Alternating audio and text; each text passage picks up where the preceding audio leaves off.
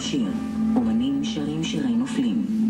מאזינים שמבקשים להגיב לתוכנית מוזמנים לטלפן לטלמסר 03-6066-090.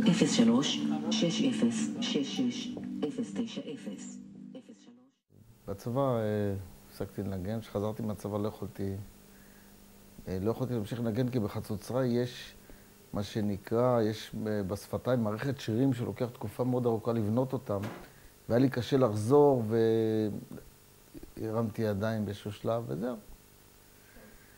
ואחר כך, מה שקרה, בעקבות זה שהבית שלנו הוא בית של מנגנים, ורוח להם לנגן את האקורדיון, וגלעד התחיל לנגן בגיל מאוחר. וגלעד לא הכיר את הקטע הזה שלי שניגנתי בכלל. רציתי מאוד, באיזשהו שלב גם אמרתי, אוקיי, גלעד יחזור מהטיול, והיה מין חלום כזה, ואני אדע לנגן ונעשה משהו. גלעד הגיע, הוצאתי את החצוצרה, הוא היה בשוק. והתחלתי לנגן. ואני זוכר שהוא בכה. בשבת האחרונה שהוא היה בבית, הוא ביקש ממני שאני אלווה אותו בחצוצרה, ואני לא ידעתי מה המילים של השיר, הוא ניגן איזשהו לחן, והוא אמר לי בדיוק מה הוא רוצה שאני אעשה. ואני ליוויתי אותו, לא ידעתי על מה מדובר. באיזשהו שלב המילים של השיר הזה היו מונחות על הפסנתר, וזה נפל, ואני ניסיתי להרים את זה, והוא לא נתן לי. מסתבר בדיעבד שזה היו המילים של השיר הזה. כן, הוא היה כזה מפוזר, פיזר את הדפים בכל הבית, אז כל פעם מצאתי את השירים. וגם את השיר הזה כמובן מצאתי. מצאתי אותו שהוא יצא למילואים, הוא הניח אותו על הפסנתר מקופל. קראתי, אבל לא התעמקתי, והחזרתי אותו חזרה לפסנתר.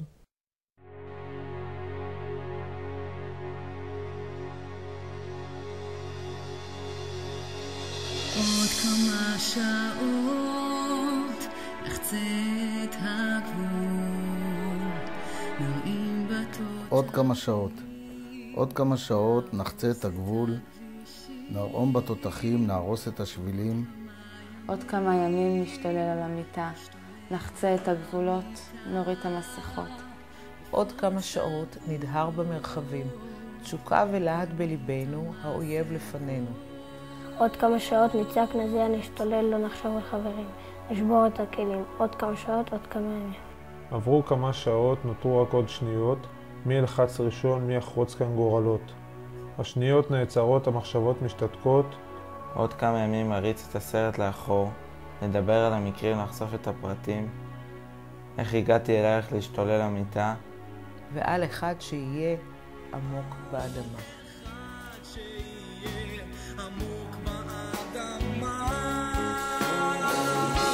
אז תסתכל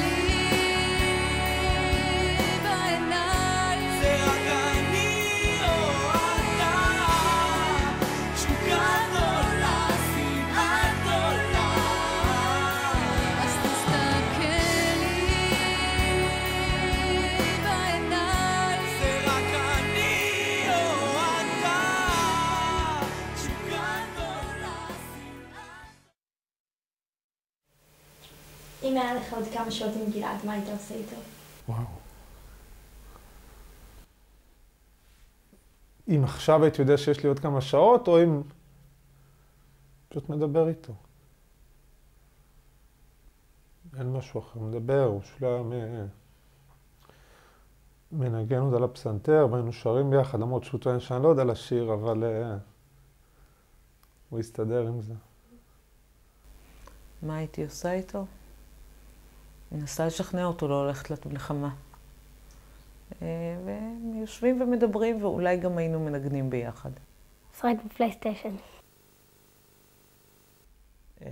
רציתי להגיד לו המון תודה על הטיול שהוא עשה לי לפני הצבא בניו יורק. אני יודע שהוא יודע שנהניתי וזה, אבל הייתי חייב להגיד לו איזה משהו. הם יושבים, מנגנים. היו דברים שהיית עושה לפני זה והפסקת לעשות? הפסקתי לנגן. באמת? זה לא חסר לך?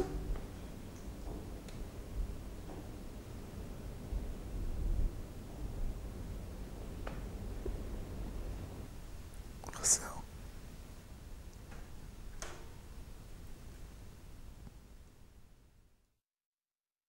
אמא אספה חבילות לפלוגה של לירן וגלעד, אז בא איזה מישהו שקוראים נטלי ולד אלינו והביאה חבילה, ואמא ואבא לא הרגישו טוב מהבוקר, כאילו הוא היה נטול שרעם, ואז היא הייתה בחוץ, ואמא אמרה לה שכאילו כל היום יש לה תחושה רעה, ושתבוא המכונית של הקצין העיר, ואז באה המכונית, והם אמרו לה, ואז שמעתי את אמא צועקת, אבל שמעתי את הכלב נובח, אז חשבתי שהיא נבלה משהו, אז לא דאגתי.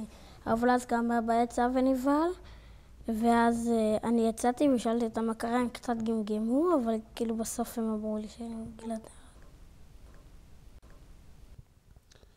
פתאום כזה אני שומע פשוט אני לא אשכח את הדממה הזאת של ג'יפ נעצר ליד הטנק שלי, ופתאום פשוט שקט שאני לא יכול לתאר. הבנתי שלא סתם בג'יפ ושואלים איפה שטוקלמן, אז יצאתי, זה המג"ד שלי. אמרתי לו, אני יודע שאח שלי נהרג, רק תיקח אותי הביתה. זה לא, זאת אומרת, הכנתי את עצמי מראש לזה, אמרתי, זה הכי גרוע שיכול לקרות, מקסימום זה יפתיע אותי לטובה. לצערי, לא הפתיע אותי לטובה.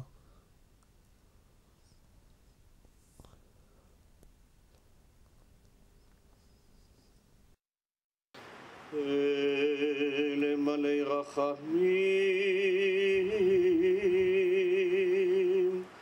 שוכן במרומים,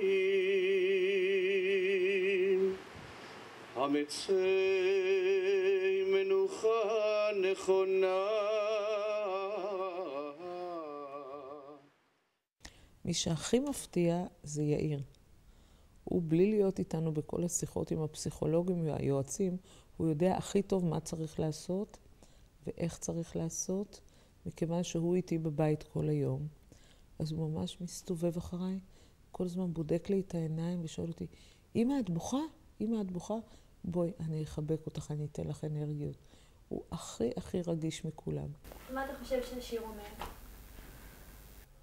אני מסתכל על זה כמישהו שהוא מסתכל על האויב שלו, שאחד יחזור ואחד לא. אחד יחזור הביתה להשתולל על המיטה, ואחד לא יחזור להשתולל על המיטה.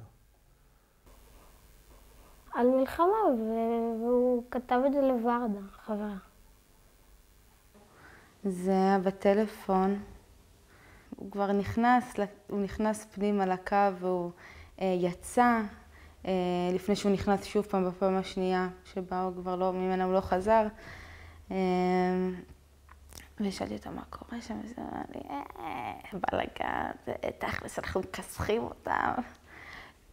זה מפחיד, זה נשמע מאוד מפחיד, ואז אמרתי לו, וואי גלעד, ואז הרגשתי שהוא היה כל כך קרוב אליי, ונתתי לו חיבוק כזה, אמרתי לו, אני מחבקת אותך עכשיו.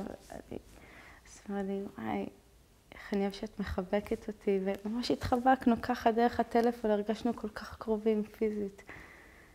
זה היה מיוחד. פנימית כזאת, שאף אחד לא יכל לקחת לו אותה. הוא כאילו פרס בבת אחת כנפיים.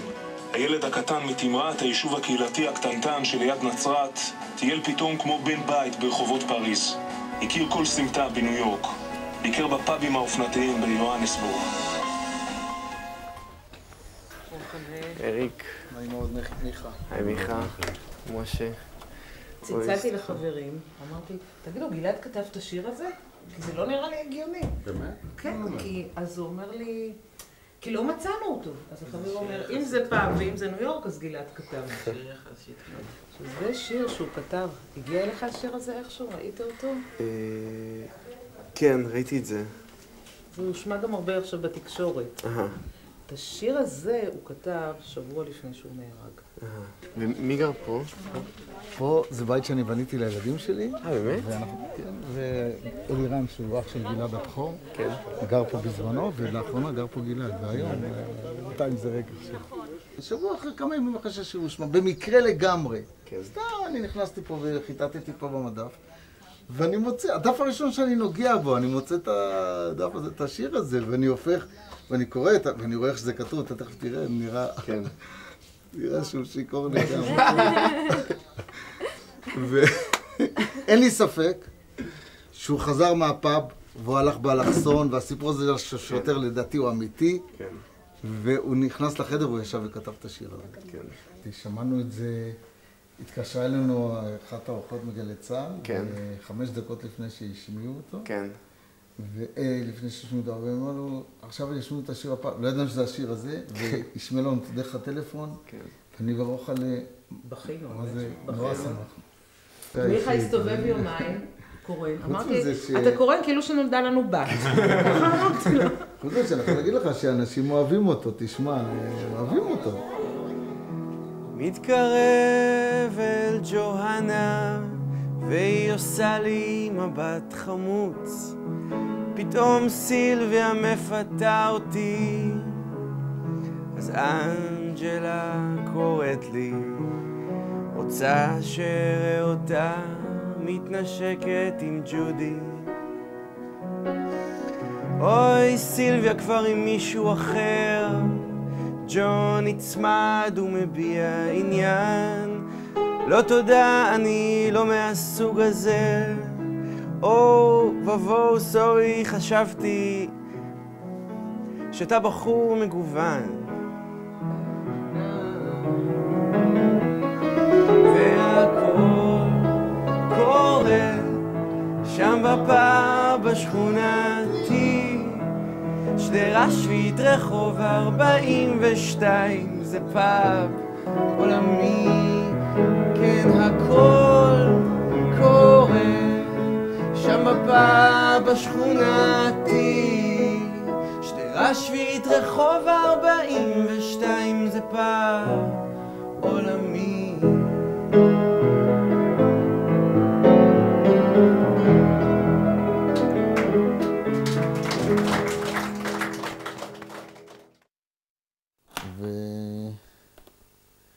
אני רוצה להגיד לכם שאני עכשיו פותח אותו פעם ראשונה מאז שהמקשים דפוסים אפילו, כי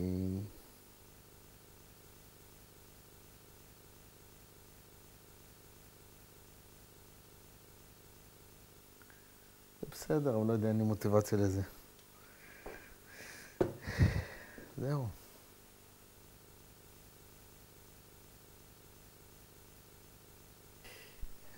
תשמעי,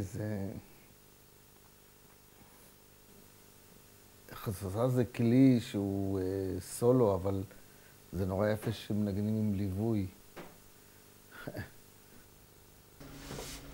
אני אנגן לכם שיר שכתבתי לא מזמן, ואני אנגן אותו.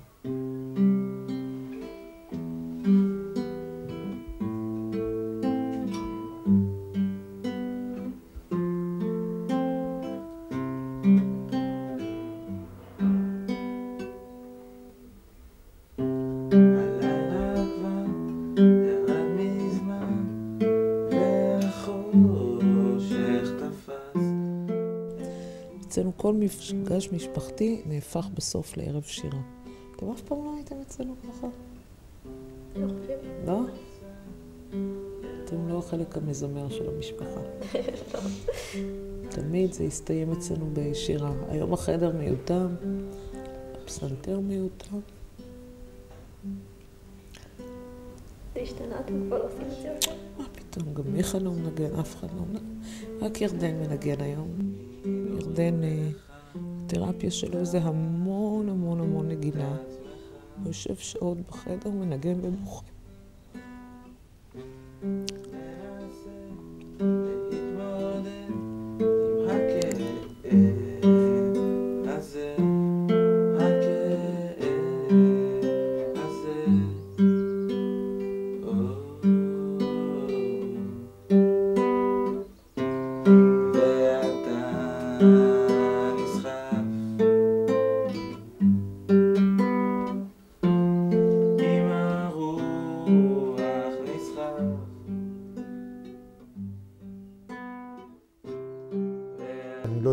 ואני לא מבלה, אבל זה, כן, בוא נגיד, זה חלק מהעניין.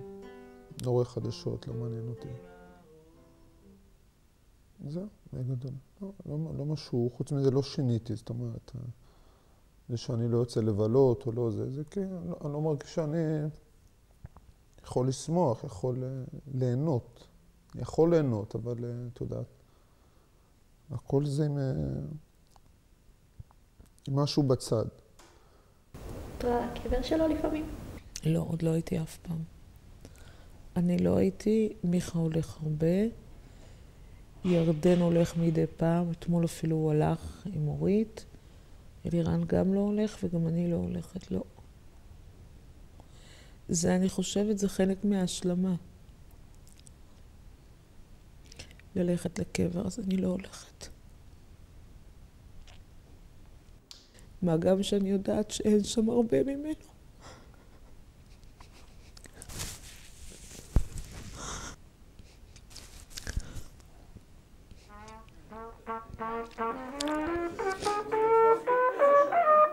אני לא ניגנתי הרבה זמן.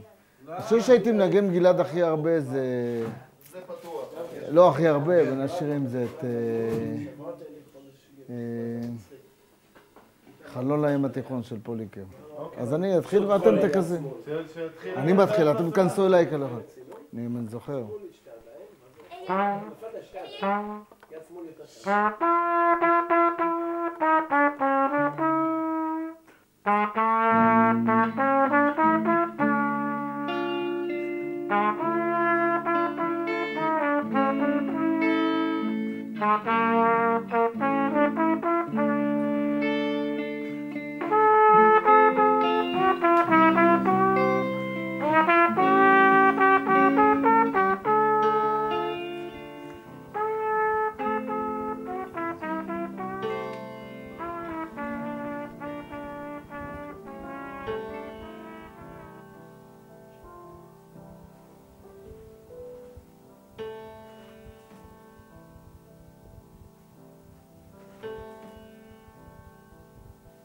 יאללה, תנגנו, תמשיכו, נו.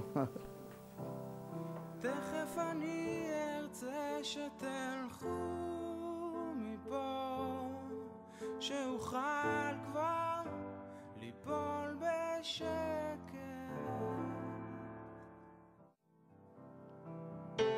אבות ובנים, סבתות ונכדים, הלב שלי